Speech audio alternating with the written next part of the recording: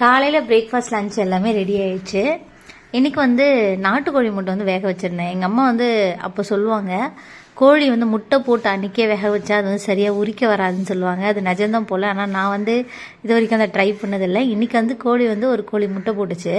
அதை நான் எடுத்து வேக வச்சு உரிச்சேன்னா உரிக்கவே வரலை. ஃபுல்லாக அந்த தோல் எல்லாமே அந்த ஃப்ளஷ்ஷு வந்து அந்த தோலோடு ஒட்டிகிட்டே போயிடுச்சு. அது உண்மை தான் போல் இருக்குது. ஒரு நாள் இல்லை 2 நாள் வந்து அது கொஞ்சம் வெயிட் பண்ணால் தான் நல்லா க்ளீனாக உரிக்க வரும் போல். இது நாட்டுக்கோழி முட்டையில் மட்டுமா இல்லை பிராய்லர் முட்டையிலுமா எனக்கு சரியாக தெரியல. நமக்கு எங்கெங்க பிராய்லர் முட்டை அப்போ போட்ட உடனே கிடைக்காது இல்லை.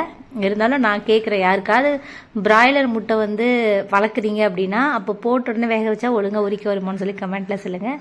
காலையில் வந்து இட்லி, தக்காளி சட்னி, அப்புறம் பசங்களுக்கு லஞ்ச் பாக்ஸ்க்கு வந்து அவரைக்காய் பொரியல், அப்புறம் முட்டை, கூடவே வந்து காரக்குழம்பு தான் ரெடி பண்ணி கொடுத்துருந்தேன். இன்றைக்கி வந்து இதுதான் பிரேக்ஃபாஸ்ட் அண்ட் லஞ்ச் பாக்ஸ். நீங்களாம் சாப்பிட்டீங்களா? என்ன சாப்பிட்டீங்கன்னு சொல்லி கமெண்ட்டில் சொல்லுங்கள்.